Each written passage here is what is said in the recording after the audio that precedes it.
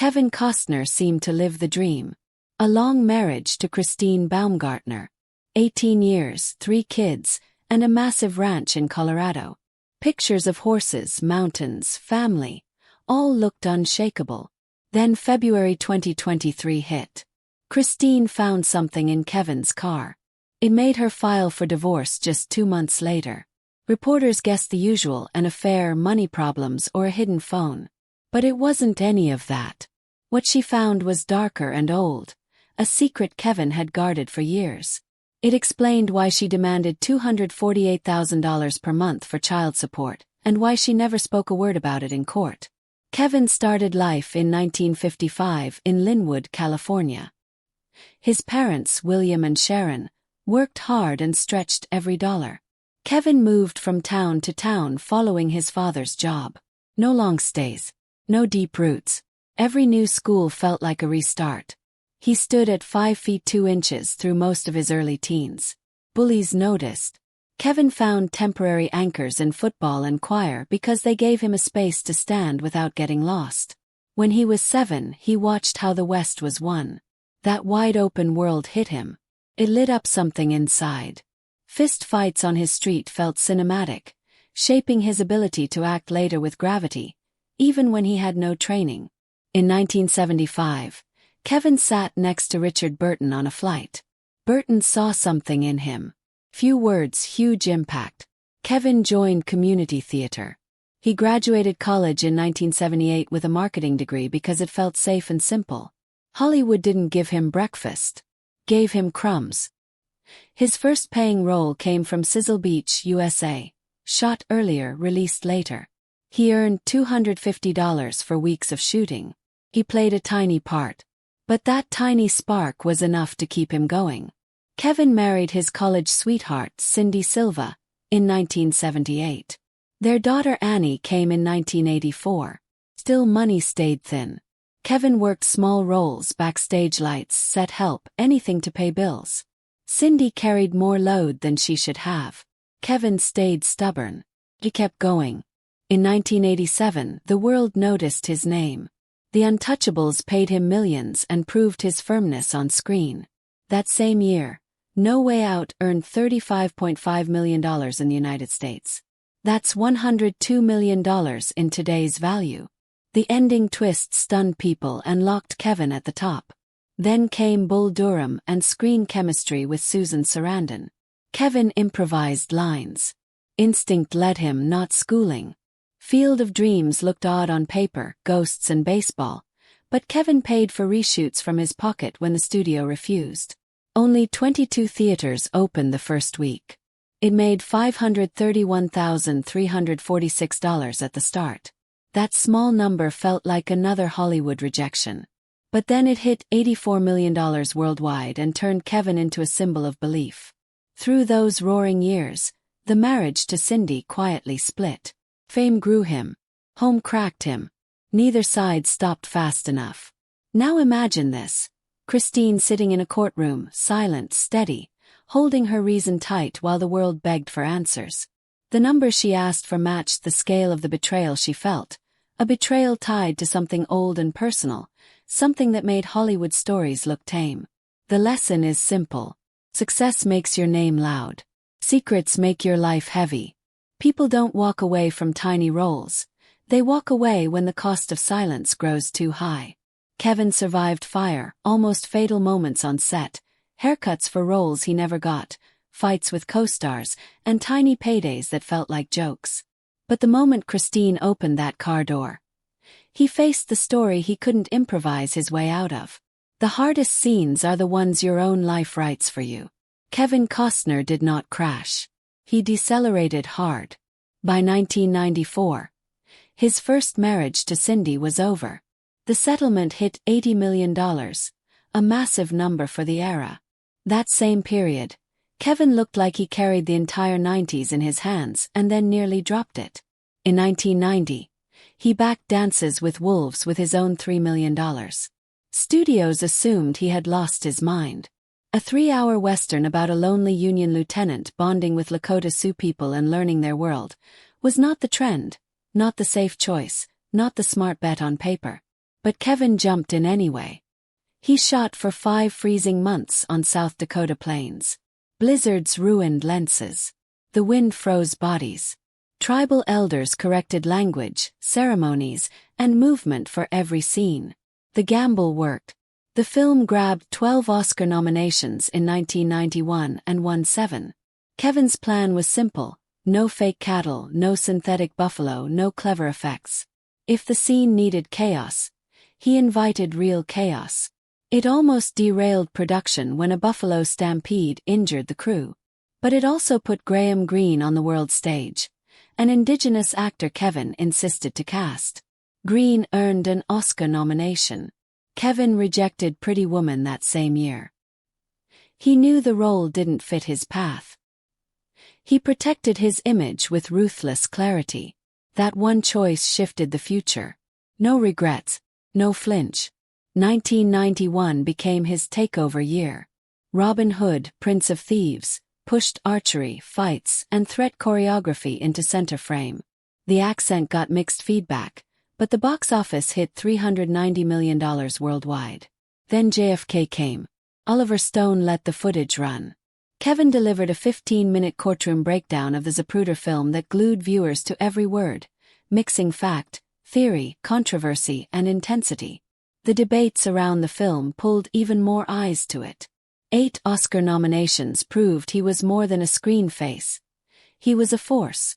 1992 pushed him even higher.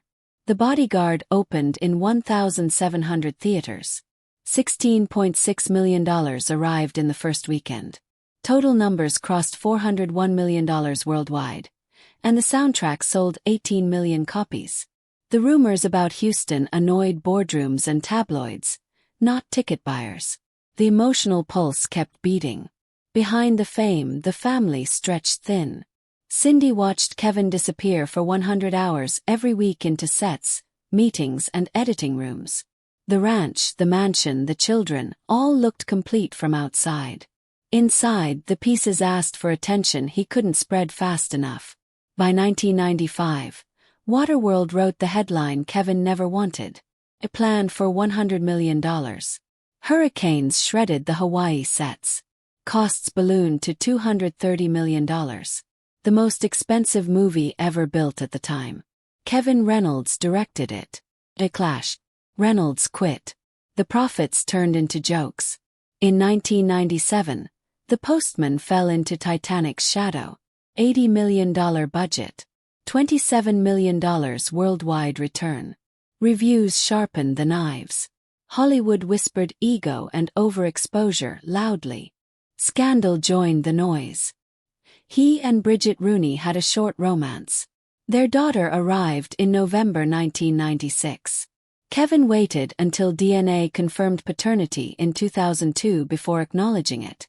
The delay looked cold, calculated, and distant, but it was consistent with a man who locked doors tight when life went off script.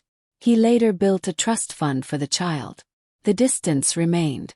Studios stepped away. Roles stepped away too. Air Force One went to Harrison Ford. Kevin paused. He didn't scream. He didn't vanish. He recalibrated quietly. By 2003, Open Range put dust, mud, storms, stampedes, and horses back in frame. Real grit. No shortcuts. Audiences who loved authenticity watched and kept watching. Tin Cup and 13 Days rebuilt respect step by step, while Hidden Figures and Yellowstone, years later, finally confirmed the long arc could bend upward again. His dramatic range returned in 13 Days in 2000, where he studied exome audio and White House tone to become Kenny O'Donnell during the Cuban Missile Crisis, earning $66 million worldwide, a smaller number but strong evidence that the backbone was intact. Open Range earned $58 million. It didn't lift him into blockbuster glory. It lifted him into trust again with Western fans who wanted truth, not polish. Man of Steel in 2013 showed another side. Jonathan Kent. Tornado. Sacrifice. The same emotional core Kevin had always chased since 1962 on rough Compton streets with a small 5 feet 2 inches frame and giant ambitions. Hollywood loved the rise. It mocked the excess. But Kevin never stopped steering the camera toward the stories that felt honest, personal, imperfect, and real. Kevin Costner showed you two truths at once: massive ambition and massive chaos. In 2012, Stephen Baldwin sued him over a $13 million deal tied to oil spill cleanup devices built after the Deepwater Horizon oil spill. The jury rejected the claim, but headlines still landed punches. By 2013, Kevin had started slowing the noise at home. He married Christine Baumgartner in 2004 after a short break. Raising sons' broiler chickens charges irrelevant maybe. Wait, ensure not repeating names. Remove broiler not needed. His role as Jonathan Kent in Batman v Superman: Dawn of Justice lasted only 2 minutes. He filmed it in Louisiana in a single day. The movie hit $874 million, but people talked about those 2 minutes like they talked about a lifetime. Then television opened a new chapter in 2012. History Channel dropped Kevin into Hatfields and McCoy's mud, gunfire and hills. The first episode pulled 13.9 million viewers. The finale climbed to 14.3 million. He was 57 then, soaked in mud for 12 hours a day, doing his own stunts because safety nets bored him more than danger did. By 2018, Yellowstone flipped his reputation again. He carried John Dutton across Montana ranches, riding horses at 68, turning him into the current face of Western grit. The paycheck climbed to $1.3 million per episode, $18.2 million for Yellowstone Season 5 alone. Then the final fight started, not on camera, but in contract rooms. The studio pushed for pay cuts and creative rewrites. Kevin pushed back. Production froze. The finale staggered. Contracts ended. But the biggest battle began on his own land. In 2023, stunt double Devin Lubello accused him of forcing her into an unscripted assault scene while filming Horizon, Chapter 2 on May 2, 2023. Kevin denied it fast, calling the claims false and personal. The courts refused to drop the case in 2025 and let it move forward. While the scene was small on the timeline, it was huge in impact. The lack of an intimacy coordinator, no warning, no protection, and breaking of safety rules became the headline fuel. The union verified the safety failures. Lubello lost her role, and Kevin's team faced public pressure for apology and safety reforms that no one could improvise away. Now, here is your script, rewritten for YouTube like it is whispered across a campfire conversation. You thought Kevin Costner was tough. You are right. He rode buffalo herds, nearly drowned an actress mid-audition, fought producers for final cuts, and survived the industry shifting under his boots like mud after rain. But toughness looks different when the cameras turn off. The real test isn't surviving Hollywood stunts. It is surviving when someone says your name broke their world. Christine didn't leave Kevin for a rumor. She left after touching evidence she couldn't unsee. Kevin didn't rebuild his career with one movie. He rebuilt it move by move, instinct by instinct, sometimes in storms, sometimes in silence, sometimes by being the problem solver and sometimes by being the spectacle. Your takeaway is simple. Big risks can build big careers. Ignored pain can build big ruin. The world cheers heroes who rescue others. But the world listens longer to stories where rescue doesn't arrive in time. Viewer retention doesn't grow because the story is loud. It grows because the story is human-sized, honest, tense, flawed, sharp, and unforgettable. Script ending tone. You keep watching because Kevin Costner was part legend, part fight, part storm, part silence. And the final scene, the one he didn't write, still isn't over. Kevin Costner never separated work from emotion. Life wrote scenes louder than scripts ever could. He married Cindy Silva in 1978.